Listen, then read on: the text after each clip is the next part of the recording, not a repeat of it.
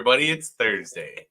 It's Thursday, and welcome to this week's edition of The Night Bite. I'm Josh. And I'm Emily. And Josh is laughing because I just told him that I made his old-fashioned sweeter than normal, and he told me that he likes it more than normal, so... That's funny. I didn't say more than normal. I just said it was delicious. It's always delicious. You make a good old-fashioned. That's true. And it's Thursday, which kicks off Friday, which kicks off the weekend. So, that's... Yay, weekend, almost. It is kind of an exciting weekend, though, because everybody seems to be doing something a little bit different. What do I mean by that? Way north, and I guess a few other places, there is ice starting to form. Here, there isn't, and so we are going to be winterizing our boat and switching to ice season. Hey, John. Hey, Mark. All that kind of good stuff. But, in between all of that, there is also ice expos even going on. And so I think the Blaine Hardwater Expo is going on this weekend. And honestly, normally Josh and I go, and we're staying at home with our cat this weekend. Cat and hunting. Yeah, this is actually going to be my first my first year. Yeah, I would say my first year in Wisconsin. After 12 years of getting to hunt an opener. How about that? I haven't missed the show in Blaine for 12 years, and I'm going to this year just because we added an extra one this year, and we've been traveling around quite a bit. Yeah. So yeah, pets want us to be home for a little bit. I need to get some jerky in the dehydrator, hopefully. But there are lots of people to talk ice at that Hardwater Expo. Yeah. Lots of really great products there. And honestly, lots of stuff that I otherwise want to see. So if you're going, let me know. And make sure you say hi to the Sure Step people because they're awesome. That is true. They're all awesome. That is true. Everybody there is awesome. And I guess as far as actual fishing goes, there's a lot of people right now that are stuck with winterized boats. Mm-hmm. People are between seasons, and you kind of just have to make that choice of when you do that, because at some point it's better to winterize than not. Mm-hmm. So, one thing I want to just bust in here, just you kind of reminded me about things that you should be doing. If you are watching tonight, make sure that you comment before or comment after the show or comment during the show on the Crappie Junction page, because our guest is giving away a tip drop tonight. So if you'd like a chance at that, make sure there's a comment on the Crappie Junction page post of this live video. Yeah. Perfect. I'm excited for that. I don't know what else to say. And I don't have a fishing report, and I would love to. So stay tuned after this weekend, because I know that either way we're going to hit the water where we are, because it is still water and it is not ice yet. And I'm looking forward to it, but we'll let you know. Well, and as far as fishing report, I would my barometer for how fishing is going. I like to go watch Ryan Salemi. He's not that far from us, and that guy has been still smashing panfish in his kayak because he did winterize his boat. But you don't have to winterize your kayak so much. So he's been out hitting those fish, and that's been pretty awesome to keep that. It's keeping me going. I can't wait to get it the last thing in our boat. We'll go out there, try and get some fish, put her away for the season, dig all of our stuff out, maybe chop some wood. Who knows? Who knows? Does not sound like it. Patiently waiting for ice. So if you are on water or ice, I guess let us know which. If you are on water, let us know what your water temperatures are, because that's interesting. Or let us know how you're setting up for ice season, because a lot of different people are doing a lot of different things right now. So I'm looking forward to hearing about that. So I guess with that, we have a bunch of people in the comments that are excited for our guests. So let's just bring them right on. James Sullivan, welcome to the show. How you guys doing tonight? Awesome. I feel like you have a nice new haircut since I saw you last. Oh, wow. I went and got a cut just for the show. And for Expo season. Oh my goodness. So I guess we prepare people a little bit before the show, and I think that one thing that we forgot to tell you is that our first question, we're told, is our hardest, because it's a super generic. Tell us about yourself. Like, we know who you are, but in case there's anybody joining us tonight that hasn't met you yet, tell us. All right. Well, I'm James Sullivan. I grew up in the southern end of Wisconsin, down by Racine.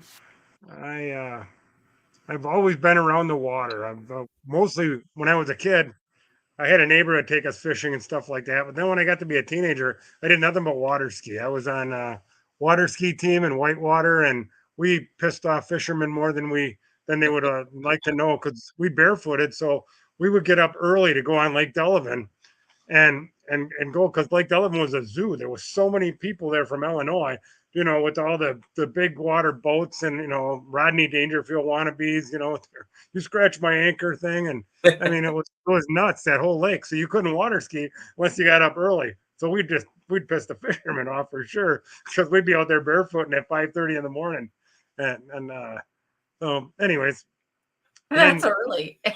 and by the time well, then I got transferred up here into Eau Claire. I had a job transfer. It was just a headhunter called me one day, and I ended up in Eau Claire area. So I was new to the area, didn't have that many friends, and not a lot to do. And some of my buddies come up from the southern end of the state. Well, let's go fish that lake, and see what's going on. And I was like, all right, I'll start getting into fishing again. And then I started ice fishing, and I bought a few products. And the one product I bought was this thing called a jig up. And it was somebody's good idea. When the spool would go like this, back and forth, it would jig the line, and the spool would go back and forth, and take it up and put it down. Well, the thing cracked on the ice like 3 times. I had it out there, and I'm a tool maker, so I could fix anything. Well, one day I just got mad and I smashed the thing open. I'm like, I'm gonna make something that'll jig a fishing pole.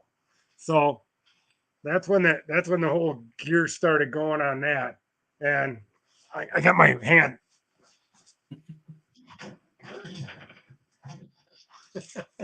So I've got the original The original. prototype out of the 2x4. It's going the wrong way. Got the That's original awesome. prototype out of the 2x4 here, and you can see it would still jig, but it was backwards, and it would fight the fish and all sorts of things that it couldn't do. But it had the adjustable thing, and all the basic stuff was on this thing. And the first fish I caught was on this was a bass, and we were on Pike Lake up in Chippewa County. And we're at this just a fishery, and we're all drinking all day, and we're in a tent, and this thing is bouncing around the ice with a bass on it. It's hilarious. Like, holy cow, I caught a fish, because it was just a novelty thing at that time. And then somebody's like, you should really make something like that. And so then that's how the whole thing started to begin with. And it was just, and I've never been a real serious fisherman. I have a lot of fun. I have fun life in general. I don't, we catch fish, that's a bonus, but I'm just here for the party. And, but we do catch a pretty good amount of fish when we go places, and it just seems like all the contests, I just enjoy getting together with like Al Burmeister, and Nick Anderson, all them guys, and all the goofy people that you have fun with on the ice, It's funny that you say Nick Anderson, because he just made a comment the other day on a post that he hasn't ice fished in like 4 years, and everybody remembers it like he is still ice fishing. So just shout out to Nick Anderson. I know he's not watching, but has it been 4 years? I don't know. I know I gave Jameson the other day. We were all shook. But yeah. So anyways, that was how the jigger started, and then I got the extrusions made for the jigger for the rod holder, and after I got that done, everybody was like, what we really need is something that you can stick a rod in without having to do a lot of stuff, and it would just tip down, and that's how the tip drop started. And everybody always assumed that the tip drop was my first product because it was, easier, but it wasn't. It was, I took the rod holder and actually cut the rod holder apart from the jigger. And then if you look at the back of this thing, it's got holes in it because I was doing holes for balance points. And then it was the same problem you have with all the other ones where your weight's got to be exactly perfect for it to work. And me and my neighbor were out in the shop one night, and that was this shop when I used to use it for cars and stuff. But anyways, and we had this aha moment. I went and got the router, and I put a slot in there, and that the rest is history on the tip drop. But that's how that started. And then I sent it to one of my buddies who's a hardcore fisherman, Jim Bacon. And he's like, "You won't believe that thing. I didn't miss a fish on that thing." He said it was just incredible. I said, "Shut up." He goes, "No, I didn't miss a fish on it." I'm like, well, "All right, cool." And I'll keep going with that. And then I made it its own holder. And then I'm on the second version of the holder for that also, because the first one I had too many people complaining about how hard it was to get the rod out. And my biggest thing when I started was I didn't want to lose the rod, because that was the other complaint, that people were losing rods on stuff. And I was like, well, okay, I got to make something you don't lose your rod on. So that was the one that was too hard. I had to stop, and then I had to make it easier. And that's how we came up with the upside down question mark, and that's really cool, because that looks really good with the WTF sweatshirts and that, it's got the upside down question mark, and it just happened to be that way because that's how I drew it. I don't know. That's cool. But and as a tool maker, I designed and built all the extrusion tooling for this stuff also. So everything that is here is actually I made it or designed it, and then I work at an extrusion place, so all the stuff is extruded right in Cadott, Wisconsin, at SFR Industries. So we do, it's I don't know.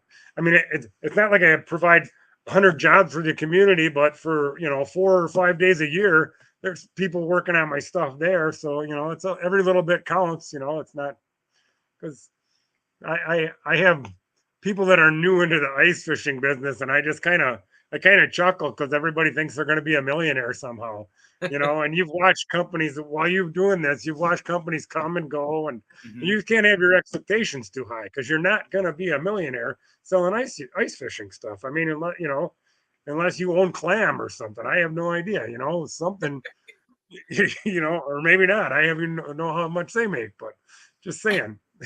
As an individual, it's a very tough deal. And the shows, I had a lot of fun at the shows, and now I kind of got burnt out with the shows.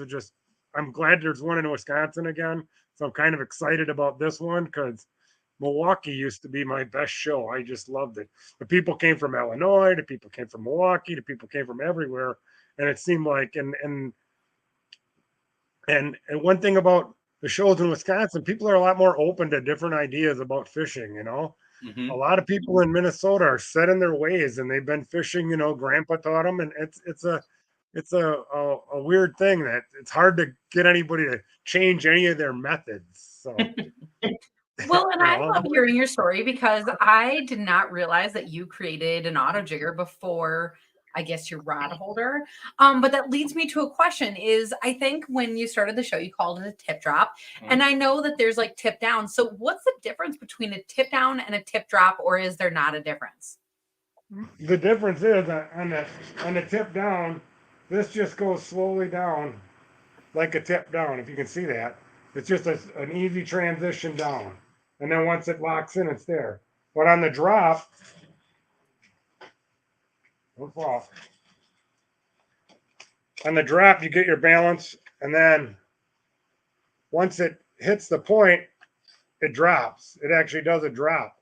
And at that point, they got about a foot of line that's slack. And the next thing you know, the thing is bouncing, because they're swimming away, and they're not going anywhere. Cheers, John. I always call it like the dog on a leash, where it runs out of leash at the end, and then it hooks itself. So it's not a hook setter, but it does very well on its own. That's one of the things. I did make a lot of progress in Minnesota with the people that wanted hook setters. They really like this as a substitute for it, because they can't have them, and I don't even know why. I mean, but people, some people like them, some people don't like them. It's not even a big deal. I used to think I wasn't competitive with everybody. I don't even care anymore. Just go out and have fun. Everybody fish, do what they want. Like they were taking away my money, could buy in something else. Now it's like whatever. Now I can go in earlier when I can go to bed earlier is all. Yeah.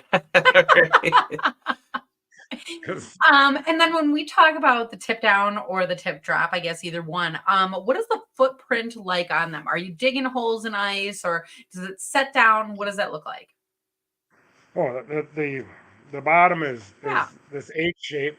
There, I got one. I got one without the thing on it. So the bottom is just this H shape, and it's like 15 by 12, maybe 10. I don't know. Fits in a 12-inch box, so it's 10 inches by 15. These feet, when they ship, are like this. When you put them on the ice, you turn them, so it will then any position on the ice, you can stand on it and get it to level itself, and it won't rock then. So you don't want it rocking on the ice and give you more action than you want or whatever. But it's all standard PVC sizes, so you can take anything I make and you can go to Menards and make it taller if you want. If you want to, if you want to do that, all I can tell you is that this PVC is thicker and stronger than the stuff you're going to buy at Menards. It's thicker than Schedule 80. And the other difference is that the white PVC, if you try to make your own stuff, just keep in mind you might want to paint it black because there's a solar effect that the black has to keep you from melting into the ice. And I learned that right away in the beginning. If you left it out too long, it would melt into the ice enough that it would freeze into the ice and you would be breaking plastic to get the stuff out.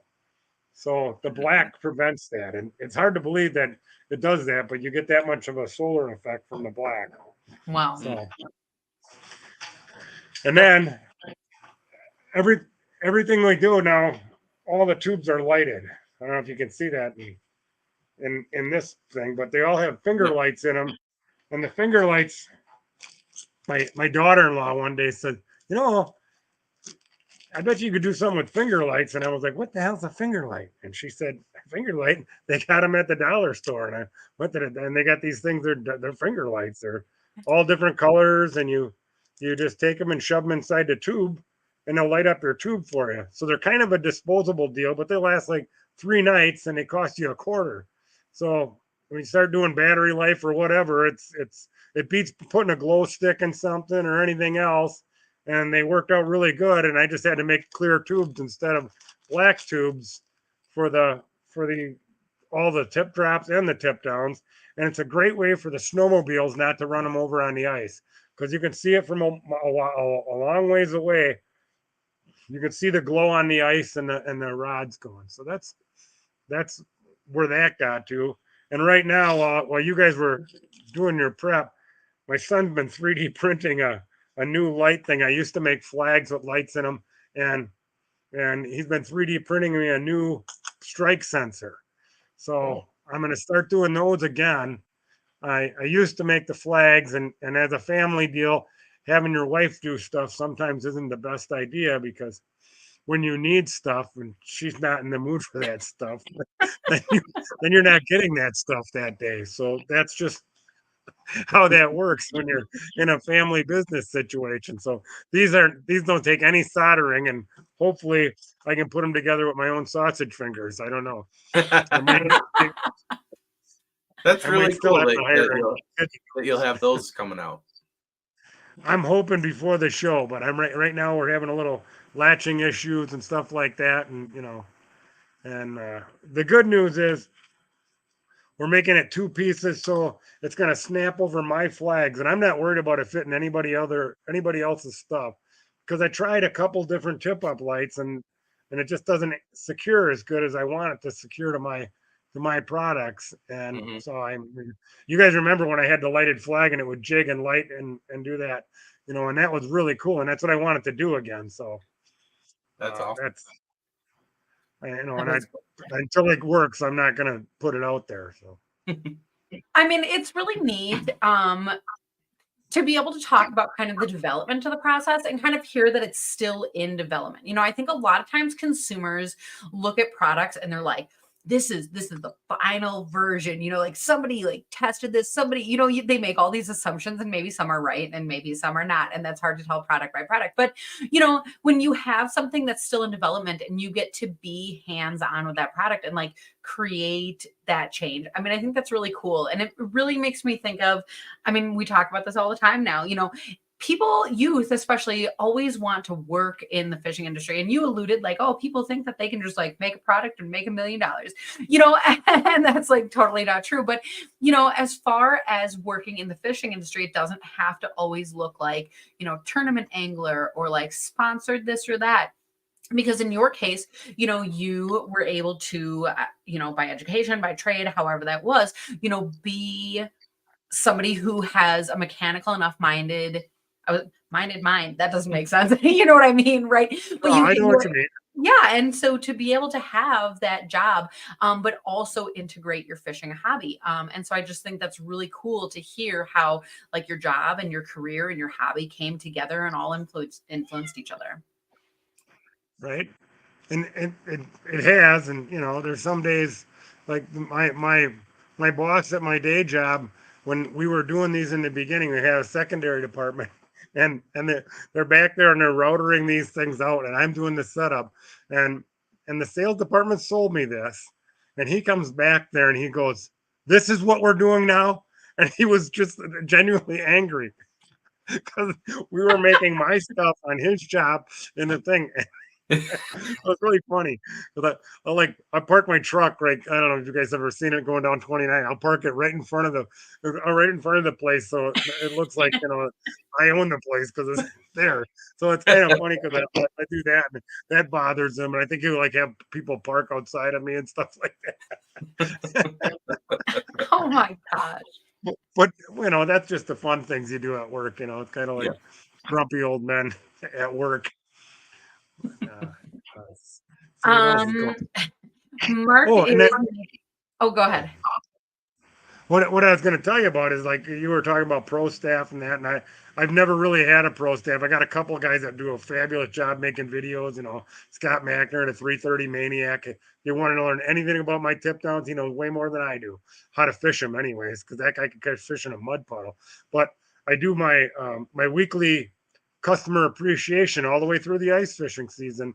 And anybody who's watching tonight can go and like my page. And then when I do the post, there's the original deal was you have to show a fish and the tip drop in the picture. You can be in it, but if you can't be in it because that's all has to happen and you're not a GoPro guy, then you can just take a picture of the fish and the tip drop and you're entered in my weekly giveaway. Well, then people were like, well, I don't have one. Now I get in. So then I started making, you just make a story why you want to have an STD or you need to have an STD. And then, you go ahead, make it as funny as you want. And I get some really wacky stuff and there's stuff that, it's all just fun. And every Monday night I do a random comment picker and just take out of that post and give away a tip drop or a t-shirt or, whatever I feel like giving away. And sometimes it happens on Tuesday because I'm too busy on Mondays, but everybody gets along, and they all laugh at my technological inability. And I got to say, this was the easiest thing to get on. You sent me that invite. I clicked a couple things and I was on there. I thought I was going to be like stupid on this too. But I couldn't get on. Well, I'm glad I'd be like sending you messages. I can't get on. No, right now you look like you're a wizard with technology. You're doing great. Yeah. I actually appreciate that what you said there because it's honestly like related to what I was going to say also. Mark was pointing out with a comment, lots of ice fishing gimmicks out there, but I have used the James Sullivan STDs and they are legit and they are genius. And honestly, why I picked out that comment among like the million of them there is because everybody seems to just love you and love the products that you have. And I was going to ask you, like anybody like can just go and put a product out on the market and like see what happens, but to be able to have that secret sauce, like to have a product that people love, I was going to ask you, like, what is it about it? And I know that's a really hard, big question. Maybe you don't even have an answer. Maybe you do, but I think you in part started to answer that already. It is the whole experience. Like, this isn't just a product. You're not just a booth at an expo. Like, this is everything that goes along with it.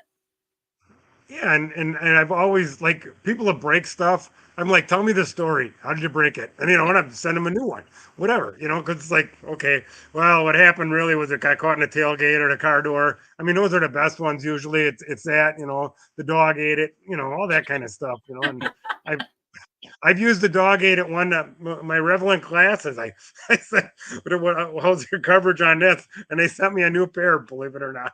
Nice. Those Well, are cheap glasses. I was very impressed with their customer service. But the other yeah, thing is, we really like the Revelant people too. They're really nice. So that's cool to hear that they were able to cover that for you. and then the other thing was now the like John Lemmer years ago, back like when we were doing Milwaukee show, he started Team Green, and that was that started the whole thing. And then it was Team Green and Team Orange, and I've added colors, as I went, because working at an extrusion plant, I just say, well, how much is a color changeover? And we just do a color changeover, and I can change it to any color I want. I can pick a color and add a color any year I want to, and just buy flags that match it and go. But it's and the color teams are like, it's like the NFC North. Everybody's talking smack, and that's because you're on Team Orange and you guys suck, and all that stupid shit like that. It's just fun and stupid, but and then they each have pages and they'll all share their stuff on there, and here's what we did. Well, I do have to say, I did hear that, these are great at catching fish, except for Team Orange. Fish don't bite on orange. Did you just read that on there? No, but I think honestly, we have a green one. We're Team Green. I think so. Yeah, no, I know so. And honestly, Team Green. There you are. Team Green, go. Team Pink. I know I've seen purple. That's really cool that there's tons of colors. Are you able to do tie-dye? Tie-dye? No. Just standard colors. I've got a buddy who wants to dip. He wants to dip everything. He's like, Corey Brown. He's like, I'll dip that for you. We can do this. We can do that. And so if anybody wants one dipped and they got an idea, I can have it done. But that's not my gig, and I've got enough problems. Just making the different colors. Yeah. The guys from Bite Me Box Tip Up, you're like, you're nuts. Why would you do all them different colors? And then you got to think about stuff when you box it. I'm like, That is really funny. Yeah. That is really funny. It is part of the draw. I love choosing the color. Right. It's all part of it. And then the other thing is you kind of get a customized experience because you can go left-hand reeling or right-hand reeling. So the people that are, that are lefties and or grew up on their Zebco 33s and never changed, hands, then because that's how I was. I was like, what the hell do you mean I put it on the wrong side? Because my original jigger was built the wrong way. Oh. Why do you got a handle on that side? Nobody does that. And I'm like, every time you get on a charter boat, you do that. Don't even tell me you don't reel with your right hand. You got to think you're catching bigger fish. Is all. Oh my gosh, that's really funny. Okay, so as far as the tip drop, the nice thing about that is that's like a really super affordable product. But great for kids, great for families, great for lugging things out there. It does fold flat. So even if you have an already full sled, this is something that's going to fit in. Does the auto jigger, I guess, hold up as well? Does it fold as flat? Is it just as durable? Tell us a little bit about that. Well, you've got the once they put the variable speed on there, you've got that switch on the thing, and that's always it always can be something that gets hit. So that, and the good news is I had someone who bust one, and I just sent them the Amazon link because it's cheaper than me packaging and shipping it for them to buy 2 of them on Amazon. They got $6 delivered to their door. That's awesome. When you can get accessible parts like that, that. And things happen. Ice fishing is a rough thing. You break more stuff ice fishing that you never thought you'd break. Anybody who's ever pulled a sled out behind a 4-wheeler knows that. I mean, oh man, I didn't see that. Everything goes up. That is what it's like, though. That's really funny. Yeah. Makes me ready for ice season. But the end of ice season, I hate that. I'm like, just stay in the sled. No, coming into ice season, it cracks me up. It is. It's rough. Let's So see. I'm thinking the auto jigger still, because honestly, it's the one that I haven't used. So I guess I have more questions on it. Sorry. But as far as with your experience, is this something that works with plastics? Is this a live bait thing? What is your go-to setup when you put your rod What my go-to setup is some kind of spoon. And when we were in North Dakota with the minnow head, and just let the thing jig, and we just hammered them on the jigger. The jigger was the walleye thing, and everybody was looking at me with their tip traps, going, "Man, now I need one of them." And it was fun. It was a veterans group, so we had a lot of fun out there doing that. Um, we do we do a few things a couple times a year. Usually, with We Got Your Six Outdoor Adventures. You've met Dave at the shows. He runs a nonprofit for that, so I try to be involved in a few things like that. And we do. I came up with a new promo code for contest because I was getting to the point where people would say, "Hey, can you give me this for a contest?" And I'd say, "Sure, sure." And then it'd be 2 days before the date. "Hey, did you ever send that?" No. So now I just give them a promo code, and then I actually get an order in my thing, because otherwise it's just, you know, you didn't pay me, so I forgot, or whatever. I mean, it's not intentional, but now I've done promo codes for that. So if you gotta. I'm not taking everybody's request, but if you got a contest and you want a couple things, just reach out, and I can help them out with a promo code. Cool. I'm not going to put that on here. No, no, no, no. But when we're talking about, I guess either of these products, and initially I was thinking auto jigger, but both of them, um, the nice thing about it is that you can really spread out. So we are here right now in Wisconsin. We can have 3 lines. I understand not everywhere is that the case, right? But it's really easy to get locked down to a spot when you're ice fishing. And when you're out there and you have something that you can like put your rod in, and especially in the case of the auto jigger, and still have it be like a moving bait. It's not just a dead stick out there, which I know sometimes fish like that too. So that's great, but you are really able to spread out when you have these different tools. And especially in the case of crappies, we fish for crappies a lot. When you have that school, sometimes they just are on the move. Sometimes they swim around. But the funny thing is sometimes it's literally around, and sometimes you're fishing and you catch a fish, and then 20 minutes later you catch a fish, and then 20 minutes later you catch a fish, and it just seems like such a pattern like that. But when you can set up, whether that's like along a contour or around a weed edge or what that is, that's one of those tools that's really going to help you, target those fish, find those fish, but fish them in the way that you're not just catching like the little ones along the way. And then besides that, here's another trick I learned from a customer. I don't know if you can see that. Oh, my fancy stick drawing. Okay, so you see the tip drop supposed to be in the middle there, Mm-hmm. and then the hole surrounding it, that would be like however many people you got fishing. So when the school comes through, when you're perch fishing or whatever, you can just go drop a line in there right around the tip drop, and maximize your efficiency when you're out there. Because especially with any kind of fish, if you keep food around, they're going to stick around. So if you can drop a line down there, Team Orange rules, Mark said. Good luck on your recovery, buddy. But yeah, that keeps the fish around, and that's a great thing to try when you're out. Sometimes it's just a lone perch coming through. It seems like, because you only catch one, but there's other times when you can really load up on something like that.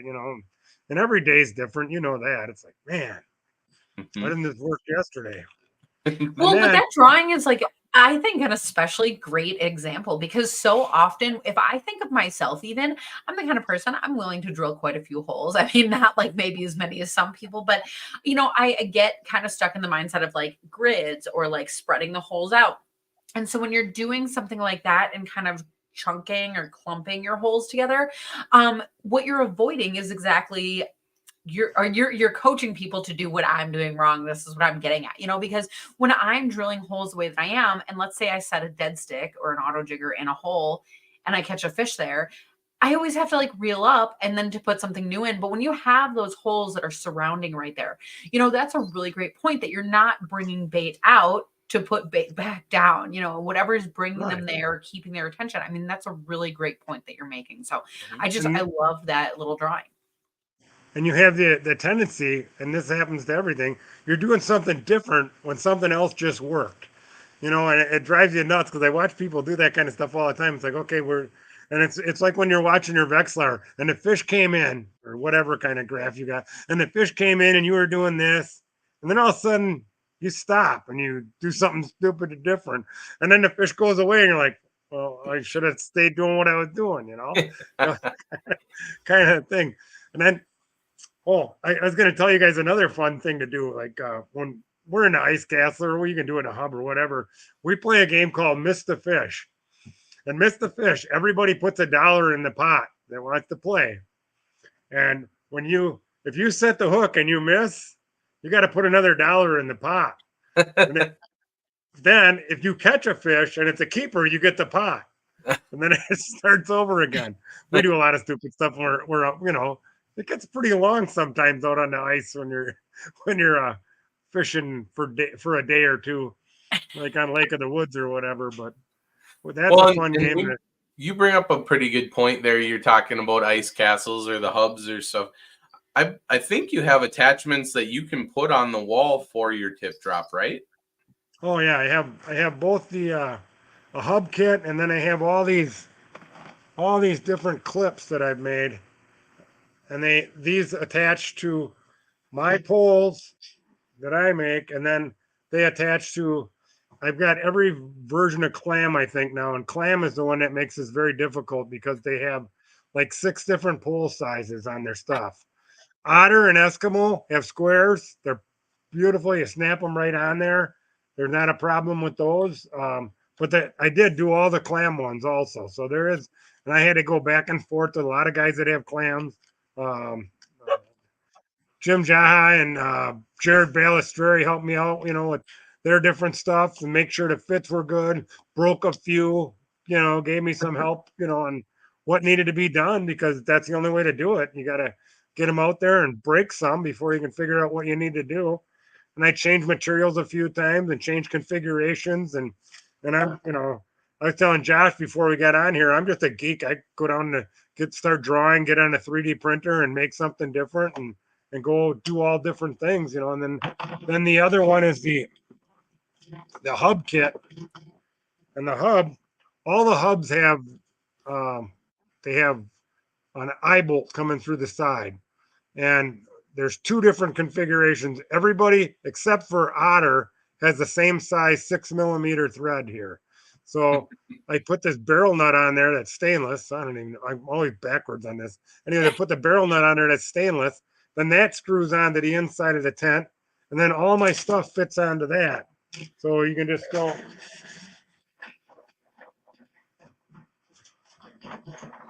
I love Yeah. Just out of reach. It's all right here, man. Yeah, I love it. Go over here. Grab a light, put a light in there.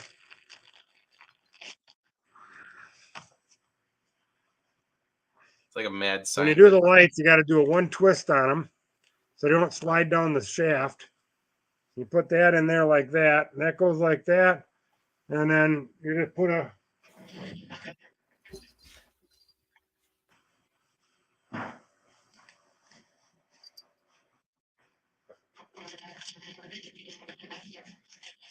rod holder in there. And now you've got the hub kit. If I ever get that figured out which way backward and forward. So that screws on there. That's on the wall. I've got a really neat video on my page showing me installing 2 of them in like 2 minutes and 2 different hubs. So that it's that easy. You just need a 10mm wrench. You can change both of them. And then the shack clips are kind of self-explanatory. You just put a couple of those on. You put it on the poles inside your shack and snap it on. And they're really nice because it's tight against the wall, and you're not tripping over stuff. Mm-hmm. And they came out with them side doors about the same time as they came out with these. So now these are in line with the side door on one side or whatever, but it's still out of your way in the front, you know. So I don't know. Awesome. And those that's pretty much an online item. You won't find those at any bait shop because there's just too many different scenarios that you have to know the answers to, that you kind of have to do it on the website or ask me, you know. And so and I answer people's questions all the time about those kind of things. So when you call the number on the website, that's my cell phone. So I don't answer it till after 3 o'clock, and I talk to anybody. Just telemarketers drive you nuts when you have that scenario, though, because you don't know the number and you're answering it anyways. Yep. But I appreciate that you brought this up though, because I honestly, I almost was going to bring this up and then I couldn't remember if those clips were your product at the expo or somebody else's, and I was so embarrassed. So I'm glad to hear that you make them, because I think especially of people that are like ice camping and stuff these days, and so you're trying to save all that floor space. Especially if you have kids out there or friends out there, or you're sharing that hub space.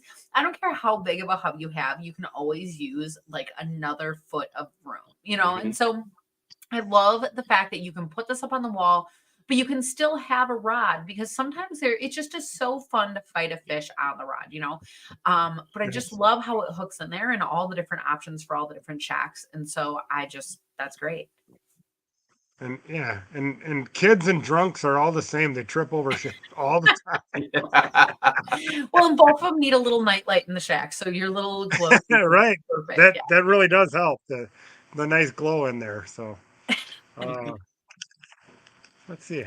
And then while we're here, I feel like I have to ask like the one obvious question, just because I feel like we hear this at shows all the time. And so we've talked about perch and panfish and all of that. And you mentioned bass, but I mean, as far as I know, you can set this to be for a very light bite, or you can set this to be for a bigger pike bite. But let's say that you're set for perch and you get a pike. Is that just going to drag the whole rod holder in, or what does that look like?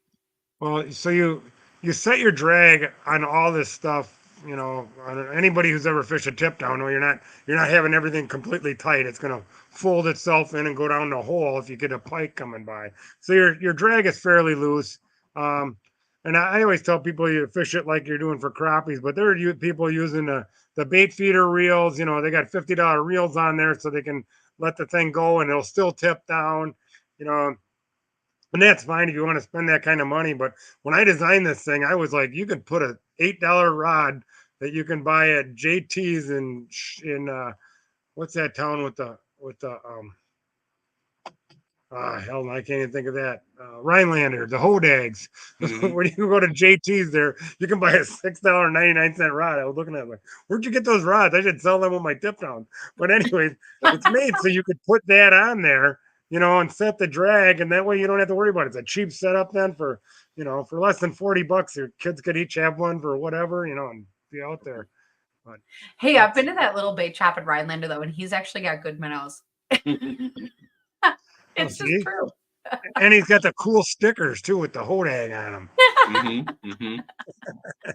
But there's no good fishing in that area, so it's just a shame. It's just a shame. Well, I don't know. I was just driving. I did a loop when I was out for my surgery, so I got to go out and do a little visiting of bait shops and try to sell some stuff. I was on my Tommy Boy journey, going around the state like that.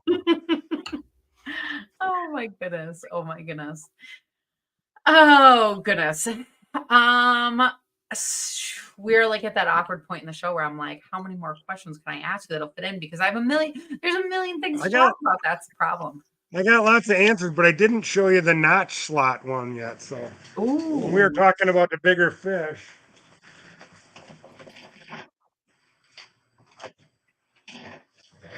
So with the bigger fish, then you can see that it's got notches in it. So now when you put your rod in here, you can balance it like you would. But if you're running bigger minnows for pike or whatever, they're not going to trip this on accident.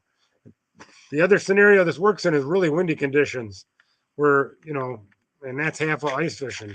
You go to Lake Gogibic, you don't even bother bringing a regular one. Just take this thing. Have you ever been in Gogibic?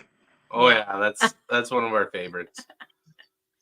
Is there a windier place in the world? Maybe Devil's Lake in North Dakota. Yeah, it just seemed like, I guess North Dakota is always windy, but it just seemed like for here. Yeah, for here. That was really windy.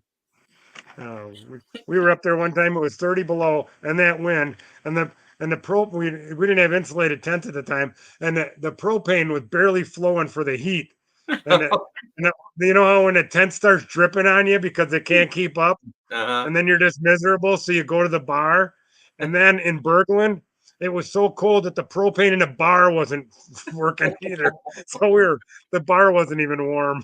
That's terrible. That's terrible. That's miserable. That's We were staying at was a Bear Nine Pine Resort. And they had a hot tub there anyway, so we could warm up.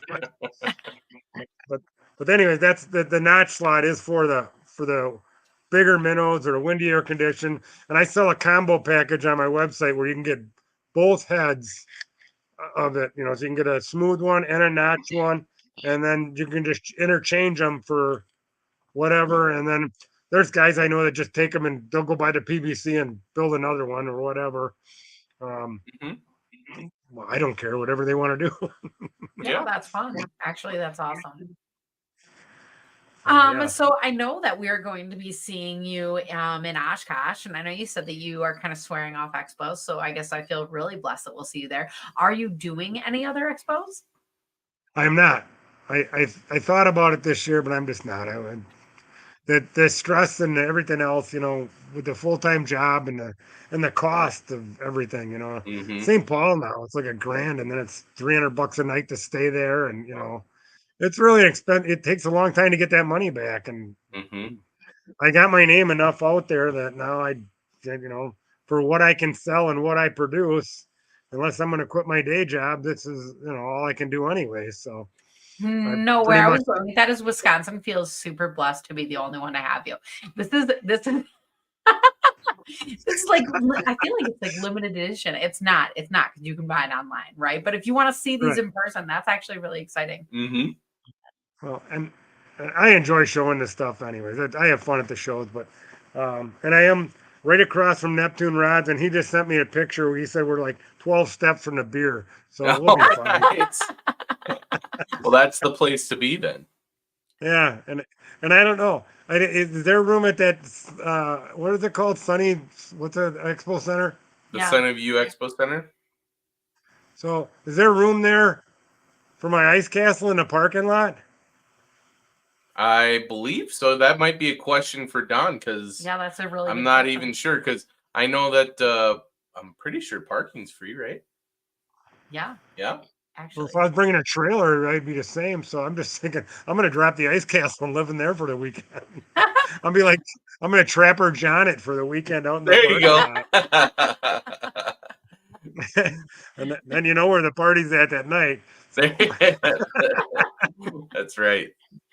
Oh my goodness, that's going to be so fun. But either way, the expo is going on the entire daytime. So that's when we, I guess, typically plan to see people. But you know, we're really looking forward to it. As far as the people who can make it to the expo, make sure you come on down. Make sure that you check these out, because you always have a really fun booth. You have like them all set up everywhere, and then the auto jiggers are like jigging, and it's just honestly like a really fun place to be.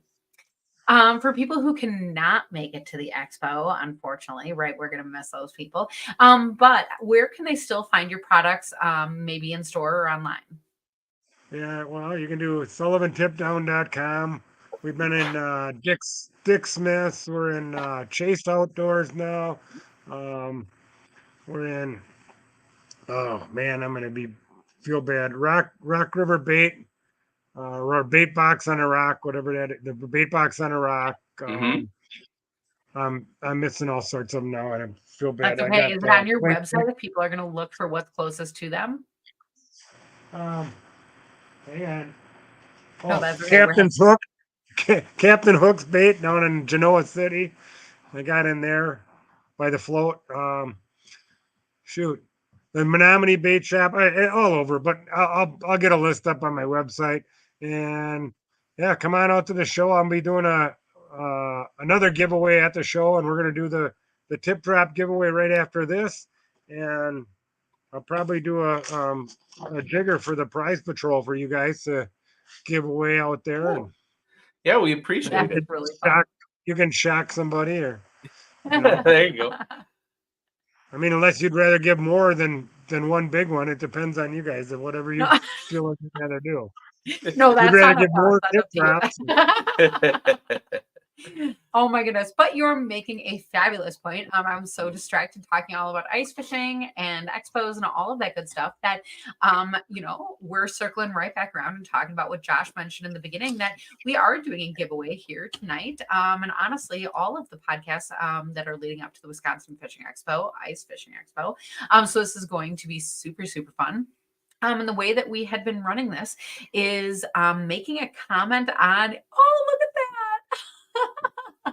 Yeah, that's I awesome. burnt that. I burnt that before the show. Oh my gosh, that's really cool. But anybody that makes a comment on our Crappie Junction page. So I know we are going live here to Wisconsin Ice Fishing Expo. We are going live here to YouTube. But we do look at the comments actually on Facebook. So if you're joining in another place, then thank you. And we still love you and appreciate you. And hey, leave a comment. But if you want to be entered into the drawing, just make sure to just drop a hello or something into that Crappie Junction, just because that's where we pull that from. Mm-hmm. And I think Josh has been pulling them around 9 o'clock. 9 o'clock or Yeah. so. So if you are here live with us tonight, then that's great. And put that comment in. If you are not here live, remember that you can still join in on the fun of at least listening in. So if you are driving to the expo, all these episodes are on YouTube and wherever you stream your favorite podcasts. Yep. Cool.